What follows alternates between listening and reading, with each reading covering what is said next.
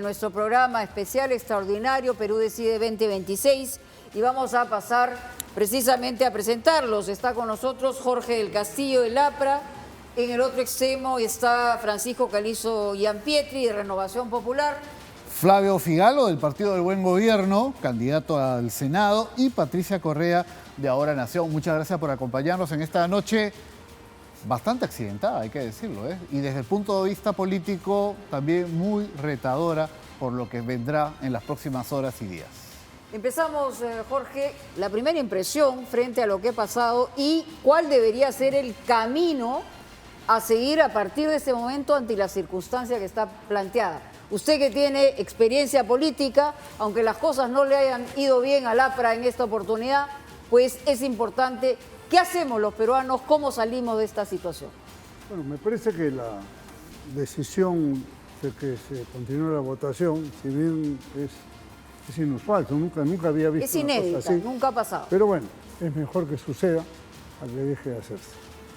Segundo, creo que es muy importante la asistencia masiva de la población, más fuerte que otras elecciones. Y esto es porque me parece que se ha tomado una mayor conciencia. Ha habido también mucho engaño en el tema, ¿no? Por ejemplo, Roberto Sánchez se pone el sombrero de Pedro Castillo, pero cuando el 7 de diciembre rajó de Pedro Castillo y renunció como ministro. Ahí lo puso en Twitter. Es que engañaba a muchísima gente, haciendo creer que es la... Y sería muy grave que retomemos un gobierno similar al de Pedro Castillo, con las variantes que pueda tener. Sería muy grave para el Perú, porque eso significa un retroceso de lo que estamos viviendo ahora. Crecimientos pobres de 1 o 2%, corrupción, en fin, y golpismo. Si es que ahí no hay garantía de nada. En el caso del señor Flavio Figalo, de Buen Gobierno, su primera reacción, el candidato o su candidato salió y ha señalado, bueno, que efectivamente hay mucha preocupación, que esto es condenable, pero que habría que esperar y que, de alguna manera, la respuesta del Jurado Nacional de Elecciones, aunque tardía, era una respuesta que podía generar alguna salida. ¿Usted concuerda con eso? Perfectamente, me parece, opino lo mismo además que nuestro amigo, perdón, Jorge Jorge del Castillo, se me fue de la memoria por un momento. Opino lo mismo, o sea, me parece que esta es la circunstancia inesperada, pero necesaria, no hay que hacer otra cosa más que aceptarla, ¿no? O sea, yo creo que las elecciones además han tenido sus cosas interesantes y sus cosas importantes. Hay varios partidos que han salido del juego. A mí me parece que la salida de Podemos, que la salida de APP, ¿no? O sea, son cosas que yo veo con complacencia, para decirlo de alguna manera. Lo mismo ocurre, digamos, con el tema de Belmont y el partido de Belmont, ¿no? Obras, que creció mucho y se ha desinflado. Yo creo que se está desinflando porque en realidad está vacío por dentro. No hay, digamos, en ese partido una consistencia, digamos, programática, ideológica con la que se pueda conversar sobre eso. Entonces me parece interesante. Nuestra posición también es importante, ¿no? Estamos en tercer lugar, pero estamos muy cerca del segundo lugar. Esperamos, digamos, que avancemos hacia esa posibilidad. Esa es nuestra esperanza, digamos, nuestra intención y el trabajo que vamos a hacer en adelante. Claro que sí. Ahora, Patricia Correa, del Partido Ahora Nación, su candidato Alfonso López Chau, que sin duda los lleva también un poco mirando los resultados preliminares, a hacer una evaluación de cómo ha caminado la campaña en el caso del candidato López Chau, pero sí es importante conocer su reacción ante el anuncio del Jurado Nacional de Elecciones y lo que va a ocurrir mañana con esta prolongación del sufragio en estos puntos que ya se conocen. Sí, sobre lo primero, Ahora Nación sin duda es un partido que ha llegado para quedarse y no solo el pasar la valla, sino también el tener un escenario, una representación en el Parlamento, creo que amplía el espectro democrático que necesita el país. Y de ese lado tenemos un balance positivo. Creo que la población también ha rechazado a un grupo de partidos que eran parte de lo que habíamos denunciado en campaña y que hoy no ha tenido el respaldo, felizmente. Respecto a la posición que el jurado ha tomado y los hechos que ocurrieron tempranamente con los retrasos en la OMPE, lo que tenemos no solo es atípico, creo que es preocupante porque puede sentar un precedente. Aquí es verdad que hay que reconocer el derecho al voto de todos los ciudadanos, ese es un principio que defendemos, pero a la vez también está el equilibrio, digamos, la igualdad de condiciones en la participación, porque ya hemos tenido boca de urna, ¿no? Y hay un adelanto de una posición, y eso sin duda va a jugar a favor de quienes estén en los primeros. O sea, ya hay una desventaja ahí que creo que tiene que sopesarse para que no genere precedentes negativos hacia adelante. Esta situación pudo haber tenido otro camino, pudo haberse ampliado también y no retomarlo mañana. Entonces, creo que desde el propio proceso electoral, como es un sistema perforado, en fin, creo que nosotros necesitamos mirar y que no genere precedentes hacia adelante lo que haya ocurrido. Ese es un desafío para el Parlamento que viene. Muy bien, el señor Francisco Calisto, de Renovación Popular, aquí me imagino que tiene una mirada también discrepante, porque la voz que se ha levantado con mayor confrontación, digamos, ha sido la de su candidato. Primero, la misma pregunta que le he hecho en el sentido, la reacción del Jurado Nacional de Elecciones, muchos consideran que ha sido tardía, pero finalmente, ¿cree usted que es una salida para la circunstancia en la que estamos viviendo? Bueno, definitivamente es una reacción que está trabajando más sobre el efecto que sobre la causa, ¿no? La causa acá de lo que ha sucedido en el Perú tiene nombre y apellido, y es el señor Corbeto. El señor informe irresponsable, no ha podido manejar un proceso electoral y no es la primera vez que lo hace mal, ¿no? Es la tercera vez que hace un evento de esta naturaleza.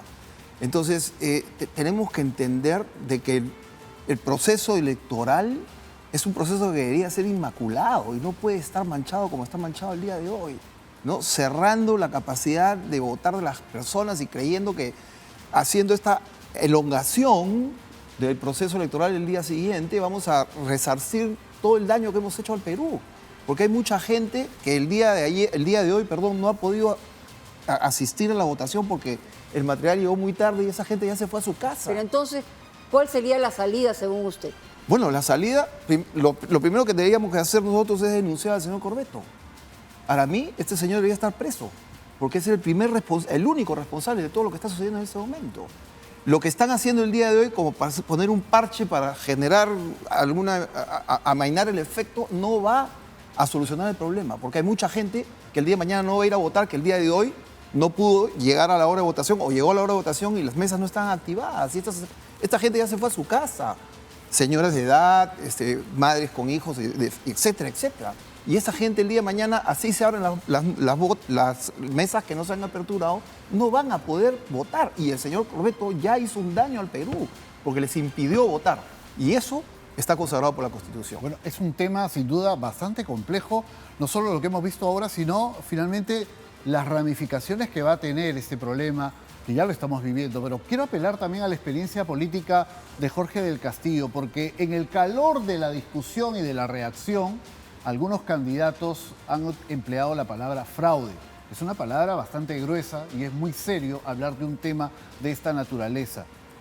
¿Hay indicios reales para utilizar un calificativo de este tipo? Quizás nos estamos excediendo en parte del debate político y eso puede tener consecuencias negativas para el país más adelante. Mira, se pudo haber pensado en un momento en ese concepto, pero creo que no hay que manchar el proceso, ¿no? En su conjunto, porque finalmente lo que resta son 50 y tantas mil personas, 60.000 personas. 63.000 y un poquito Claro, más.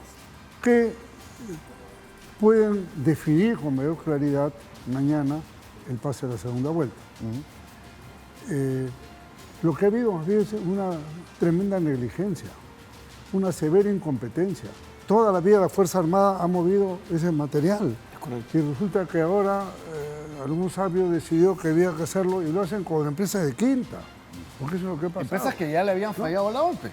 Y ya habían incumplido. Y dice, como el depósito estaba por Lurín, estaba muy lejos, la mayor número de ¿Y sobre colegios quién recae estaban esa en Lurín, responsabilidad y ese sobre el campo? señor Corbeto, que entiendo que la Junta de Justicia le ha reabierto o está revisando su ratificación.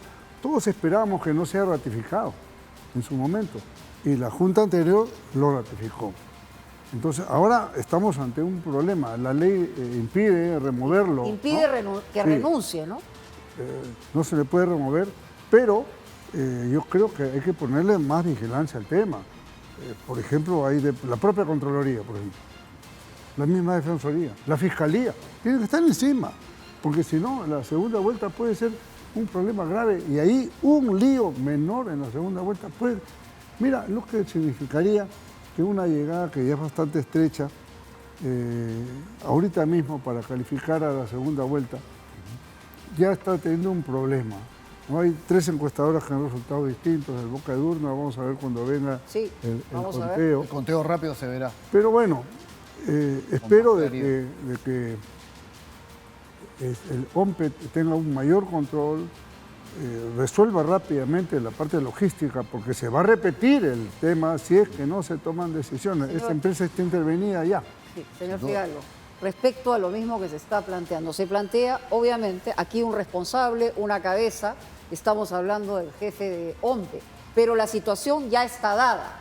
Entonces, la pregunta es, con lo que ha generado el Jurado Nacional de Elecciones, con las salidas que está planteando, ¿es una posibilidad de disminuir el efecto daño que ya está hecho en nuestro país? ¿Es posible que las candidaturas, los candidatos puedan lograr, digamos, un proceso de diálogo con altura para sacar al país de una circunstancia de esta naturaleza? Bueno, yo creo que sí. Yo creo que hay una enorme responsabilidad en la OMPE y creo que debe ser severamente cuestionada la dirección de la OMPE. Y sancionada por los ¿no? entes que debe y ser. sancionada por los entes que deben ser y hacer las cosas legales que correspondan. Yo creo que eso está claro. Yo creo que sobre eso no hay ninguna discusión. Y lo que hay que hacer es vigilar la continuidad del proceso, ¿no? Eso es lo importante. Por otro lado, hay un efecto que es resultante, digamos, de este grupo de 63.000 personas más o menos que van a votar, que ahora votan con información. Esto es una circunstancia pues absolutamente extraordinaria en el país, ¿no? Ocurre en otros países. En otros países se puede votar en varios días, ¿no? Desconocemos los efectos que va a tener esto. Yo creo que hay que tener ahí, en ese espacio, un control mayor. Creo que los entes internacionales, por ejemplo, deberían estar presentes, debería haber veedores internacionales, al mismo tiempo que seguramente los personeros. Bueno, hay una cantidad importante de observadores en el Perú en este momento, ¿no? Creo que en este caso, como además es un espacio pequeño, es un número pequeño, creo que debe haber un mayor control de eso, ¿no? Creo que hay que vigilar bien, digamos, que no haya manipulación respecto de las personas que van a ir a votar, ¿no? O sea, creo que hay que cuidar muy bien este proceso, porque eso puede terminar de manchar aún más o generar un efecto más negativo que el actual, ¿no? Y en esa línea un poco, Patricia, lo había señalado, Patricia Correa, lo importante que una vez superado lo que ocurrirá mañana, este problema, procuramos en lo posible que no se convierta en un precedente, que de aquí a unos años, en una nueva elección, como no se instalaron unas mesas, tengamos que vivir una circunstancia como esta. Lo ideal sería que todo se resuelva en un solo día, en un mismo día. Ahora, ya había adelantado un poco la respuesta por ahí, pero de cara a lo que va a ocurrir con este nuevo Congreso bicameral,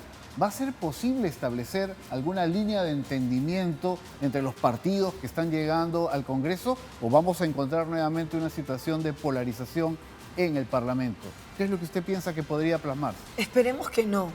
El drama del país es evidente y necesitamos que las fuerzas democráticas, lamentablemente, hay reelección de quienes han votado por muchas leyes que nos han llevado a tener este sistema.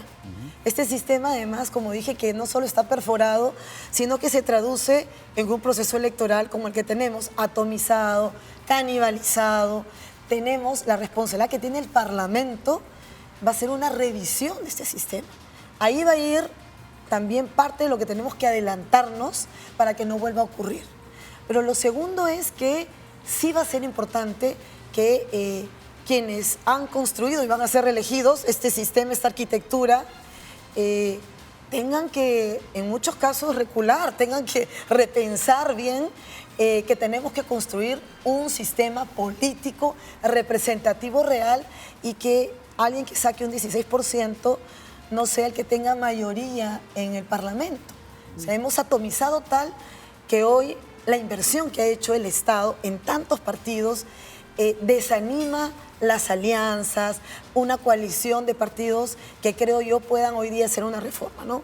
Creo que por lo menos está garantizado esto desde las fuerzas democráticas que están ingresando al Parlamento y dentro del cual, por supuesto, Ahora Nación va a tomar una posición muy clara al respecto. Señor Calisto, Renovación probablemente en la proyección que hay, todavía esa boca de urna por supuesto, va a tener una importante representación en ambas cámaras, ¿no? Desde ese punto de vista, allí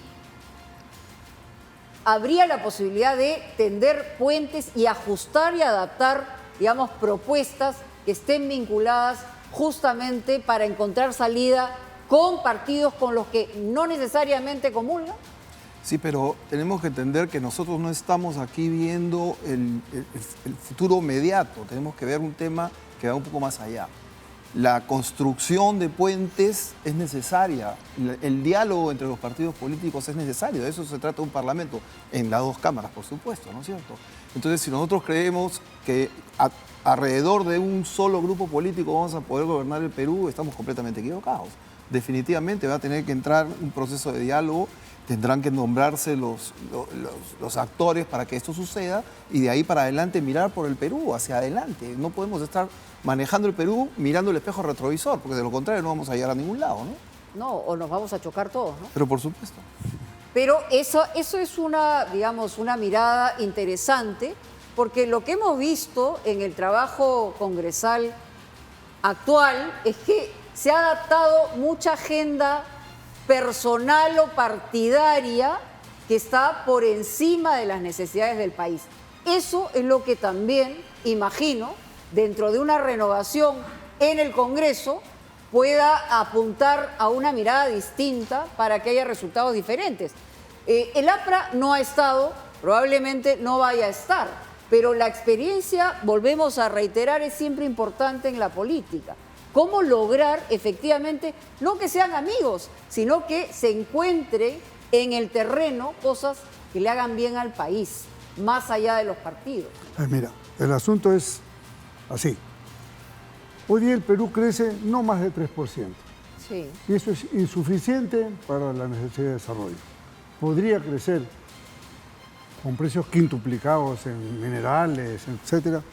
Podría crecer 7%, 8%. Eso se logra si hay estabilidad, cosa que no ha habido en los últimos 8 años, 10 años, y si hay un nivel básico de consenso. La política es el arte de lo viable y es la necesidad de construir puentes y caminos y entendimientos. Si eso no lo saben hacer, yo me imagino que al principio, como es normal, puede haber algunos cruces, choques, pero con el tiempo se van a dar cuenta que es necesario conversar. Y no solamente es válido el debate que pasa a la televisión en vivo, en directo, sino las conversaciones que se tengan para encontrar los consensos, porque de eso se trata. Y si no hay mayoría absoluta, es completamente necesario buscar... Yo he sido primer ministro con una posición recalcitrante, por ejemplo, de los humanistas. Pero justamente ese es el arte de la política. ¿Cómo navegas con viento en contra y avanzas, ¿no? Creo que eso es lo que toca ahora. Y el rol del Senado principalmente es serenar el Perú. Pero estoy demasiado alterado. Creo que si el Senado... En esa línea de necesarios entendimientos e impulsar una agenda país está la agenda social. Y por ejemplo, en el caso de Flavio Figalo, que ha tenido una participación importante en el Ministerio de Educación, que conoce de temas sociales, ¿dónde debe estar la prioridad? Ustedes van a tener una bancada, está por definirse si llega al Senado Flavio Figalo, pero van a tener una presencia, todo indica que sí. ¿Cuál debería ser la agenda principal a impulsar y a encontrar entendimientos con otros partidos de cara a una población que siente que el Congreso le da la espalda? Yo creo que hay varias cosas ahí. Un primer tema es que yo creo que se ha tomado conciencia, ¿no? O se está tomando conciencia de los grandes errores que se han cometido en esta gestión pasada, en estos últimos años, en estos últimos 5 o 10 años. O sea, realmente ha sido un desastre, las cosas que se han hecho no han llevado a buen camino, no han resuelto los problemas que querían resolver, sino han creado nuevos, ¿no? O sea, esto necesita un acuerdo para revisar eso, ¿no? Y revertirlo en la medida de lo posible. Seguramente encontraremos caminos para ello y encontraremos algunos en que será más difícil, pero hay que intentar eso, ¿no? Respecto a los temas educativos, por ejemplo, la destrucción de todos los sistemas de control de calidad del sistema educativo han venido abajo, ¿no? O sea, tanto el sistema de certificación de competencias y acreditación de CINEACE, como el tema de SUNEDU, ¿no? Se han venido abajo, ¿no? Todo el sistema, digamos, de institutos técnicos tan importantes para la formación de personas para el desarrollo del país. El país necesita inversión, necesita capital humano. Y el capital humano tiene que ver con la educación. ¿Y eso se puede reconstruir? ¿Eso se puede reconstruir? Claro que sí, ¿no? O sea, Pero con voluntad, como todo, ¿no? Se puede reconstruir en muchos Y niveles. con mayoría, formando mayorías. Pero yo quería, aquí me pedía el señor Calisto efectivamente hablar de lo inmediato y no de lo mediato. Me parece extraordinario que haya una intención, digamos, de buscar puntos de encuentro, sobre todo en el Senado, que es una Cámara que va a tener muchísimo poder. Pero hoy, ¿le hace bien al Perú hablar de fraude o en realidad es una dimensión distinta la que tenemos que enfrentar en una situación como la que estamos? Patricia. Sí, es peligroso hablar de fraude, hay que demostrarlo, ¿no? Y creo que muchas veces en la campaña se ha buscado palabras fáciles y creo que tenemos que tener la responsabilidad mucho más desde un Parlamento que hoy tiene un Senado. Y creo que la pregunta también va en el sentido de responsabilidad por el poder que le ha otorgado este sistema, el Congreso, a este Senado que arranca el 28 de julio, es devolver el equilibrio de poderes. Creo que eso tiene que ponerse en primera línea en la agenda, porque de lo contrario vamos a buscar un cuello de botella para que todo pase por ahí y sea un presidente, digamos, maniatado, como Alfonso López Chau lo ha dicho también, y una Cámara de Diputados, efectivamente, que tiene iniciativas legislativas en educación, en salud, urgentes y necesarias, pero que luego en la Cámara de Senadores se convierte en un embudo. Entonces, aquí yo creo que es un tema de responsabilidad. El poder implica mayor responsabilidad. Y eso es lo que hoy tiene la Cámara de Senadores y que creo que debería repensarse los partidos que lleguen a tener representación, repensar esa responsabilidad, devolver el equilibrio de poderes y, por lo tanto, una agenda de unidad que permita salir de este atolladero, de esta situación, que se pueda agudizar si hay una tensión en ese nivel. En la misma línea de la pregunta, el tema, porque además ha sido mencionado en más de una oportunidad por representantes de Renovación, entendemos que hay una responsabilidad clara y acotada que tiene que ser sancionada, eso no cabe duda. Pero ¿usted insistiría en hablar de una palabra como fraude en una circunstancia como esta? Mire, yo creo que el proceso para comenzar todavía no ha terminado y a priori ponerle una etiqueta de esta naturaleza creo que no es lo más prudente. Esperemos que el proceso termine, al final la ópera no termina hasta que la gorda no canta. Esperemos qué cosa es lo que va a suceder al final y de acuerdo... Es una forma de decirlo, pero cuidado con eso. Sí, al final lo que pase... O sea, yo le quiero entender de manera positiva, Bueno, pero claro, se puede por entender supuesto. de manera negativa. Pero al final el asunto todavía no ha cerrado y cuando cierre tendremos que analizar, poniendo paños fríos de qué cosa es lo que ha sucedido y al final cuál es el resultado. Y de acuerdo a eso, poder pronunciarse, ¿no es cierto? Y yo quisiera aquí aterrizar un poquito en la línea de la discusión política que podríamos tener en los próximos días.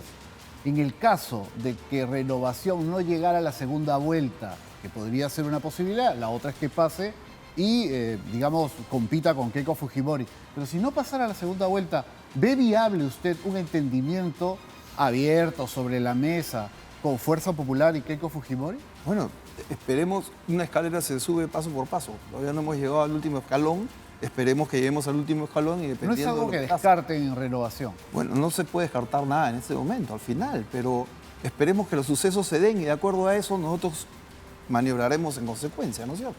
¿En dónde, de acuerdo a lo que usted señala, y volviendo a la cuestión inmediata, dónde debería estar apuntando la sanción a quien se considera responsable de esta situación? No puede renunciar, no ha sido acusado en flagrancia y va a tener que pasar, digamos, por el tamiz de las instituciones, que tienen que ver justamente con el razonamiento que se ha hecho aquí en la mesa, ¿no? Aquí se va a tener que aplicar definitivamente el debido proceso, porque cualquier cosa que esté fuera del procedimiento no va a ser amparado por el marco legal, ¿no es cierto? Entonces, bueno, veamos qué cosa es lo que va a suceder al final y de acuerdo a eso se actuará, ¿no? Bueno, en relación a temas como el equilibrio de poderes, que aquí ha mencionado Patricia Correa, lo que se ve claramente es que en la última década también ha habido unos desajustes tremendos porque no solamente han aparecido, digamos, improvisados y circunstancias de acuerdo a lo que ha señalado el Congreso actual, sino la excesiva vacancia, es decir, las situaciones que hemos vivido no solamente tienen que ver con una clase política que puede ser cuestionable, sino por lo que se ha adoptado frente al sistema político, ¿no? Entonces, ¿qué hacer para volver a ese equilibrio de poder que es necesario en cualquier país del mundo, ¿no? Sí, yo espero que los resultados electorales lleven al Congreso a la mejor gente. Yo creo que hemos pasado una etapa horrible en los últimos años. Pero permítame una cosa decir primero. El APRA puede no estar en el Congreso, pero el APRA siempre estará en la política. Nuestros 102 años de historia hasta ahora hemos tenido derrotas, persecuciones, crímenes, fusilamientos de apristas, asesinatos selectivos de Sendero Luminoso, y el APRA no desapareció. Si es que estar en el Congreso es una forma de hacer política, pero también se hace política en la conciencia de la gente, en los sindicatos, en las calles, en la sociedad civil. Entonces, eso es lo que nos corresponde ahora y seguramente entraremos en un proceso de una renovación auténtica en la que podamos ofrecerle al Perú las ideas que siempre el APRA llevó adelante. Ahí le puedo hacer una pregunta, una curiosidad vinculada al hecho de que el APRA impulsó una elección interna, sí, claro, muy interesante porque hubo varios candidatos, uno muy joven, Enrique Valderrama, que finalmente gana ante exparlamentarios, figuras connotadas del partido como Javier Velázquez Quesquén, Jorge del Castillo, que llegaba apuntalado por Mauricio Mulder. Pese a ese proceso interno que coloca al más joven como el candidato presidencial, las cosas no han caminado bien en la campaña. ¿Qué pasó con el APRA? Porque ahí había, digamos, en el papel, experiencia y renovación. Claro. ¿Qué faltó? Bueno, yo creo, primero faltó dinero, que tienen otros partidos. Faltó también aupar la campaña del propio candidato, ¿no? Pero sí, sin duda. Y el propio candidato tendría que haber hecho una mayor convocatoria, ¿no es cierto? Porque ¿quién convoca? ¿El candidato o los que estamos abajo, ¿no? Entonces, pero las cosas se han dado como están, se asumen, se aceptan, se respetan, y por eso digo, el APRA que le dio la educación gratuita al pueblo, que dio los derechos laborales a los trabajadores, que impulsó el voto de la mujer o el de la juventud, que hizo grandes obras, tiene un rol que jugar en la historia del Perú. Pero esta es una incidencia. Digamos, ¿no? Porque si hay toda esta historia sí, claro, de conquistas sociales a favor del pueblo, no contar hoy con el voto del pueblo implica que hay un desfase. Bueno, sin duda, las cosas van... Y hay una respuesta de sus propias bases. Las cosas van cambiando y nuestras propias bases tomarán las decisiones, seguramente un congreso del partido, corregir lo que haya que corregir. Universidades periodísticas. Pero evidentemente... De campaña, ¿no? Porque es un partido de toda la vida. Pero evidentemente, la presencia en el Perú del APRA es necesaria. ¿Con Congreso o sin Congreso? Sí, vamos a continuar conversando, pero entiendo que tenemos el comunicado de OMPE para compartir con ustedes. Es importante señalar. Y lo que dice es OMPE realizará elecciones presidenciales en 13 locales de Lima Metropolitana. Esto ya se había adelantado. Imposible leer desde aquí, así que me voy a tener que... Acá lo tenemos, Mónica. A ver. Yo te ayudo. Vamos. Dice, la Oficina Nacional de Procesos Electorales, OMPE, desarrollará este lunes 13 de abril los comicios para elegir presidente de la República, como ya se ha indicado, vicepresidente, en 13 locales de Lima Metropolitana, cuyos electores, 55.261, ya no los 63.300 que inicialmente mencionó el jefe de la OMPE, 55.261 no pudieron emitir su voto este domingo 12 de abril. El acto electoral se llevará a cabo por un acuerdo del Pleno del Jurado Nacional de Elecciones, como ya se conoce, y luego se precisa también los lugares, los centros educativos en San Juan de Miraflores, lo hemos señalado en Lurín y en Pachacamac, donde no se pudo instalar las mesas. Y aquí hay un dato interesante que señala que la jornada electoral de mañana, este organismo va a utilizar sus propios vehículos para el traslado del material electoral que permitirá a los referidos ciudadanos ejercer su derecho al sufragio. Es lo que señala el comunicado de OMPE, que es importante porque había una pregunta que se había hecho insistentemente sobre el material ¿no? Electoral, ¿dónde estaba? ¿No? ¿Quién lo tiene? ¿Quién lo custodia? Y lo que han respondido es que lo tiene OMPE y lo está custodiando, es para mañana trasladarlo a estos locales donde se tiene que dar la votación, ¿no? ¿Qué ha faltado? Bueno, otra pregunta política, en este caso para Flavio Figalo. ¿Qué afinidades van a desarrollar o podrían desarrollar de cara a esta segunda vuelta? Muchos se preguntan, ¿pasarán o no pasarán? Jorge Nieto, según el Boca de Urna, mantiene una expectativa, pero no es, digamos, de la más cercana a pasar a segunda vuelta. Y creo que el propio candidato lo trasunta de alguna manera en sus presentaciones que ha tenido en las últimas horas. Vamos a esperar, es cierto, hasta el último voto hay que contarlo. Pero de no ser así, ¿qué afinidades usted reconoce dentro de esta nueva composición del Congreso, luego de esta elección que nos ha dejado algunos partidos que estarían tomando protagonismo en esta nueva etapa? Mira, varias cosas, si se quiere, digamos. En términos de la expectativa, mantenemos la expectativa de poder llegar a la segunda vuelta, ¿no? Creo que estamos muy cerca, los indicadores dicen que esto es perfectamente posible y ahí queremos estar, ¿no? La otra cosa es que confío también en que la representación ahora del Congreso mejorará en términos de su calidad, ¿no?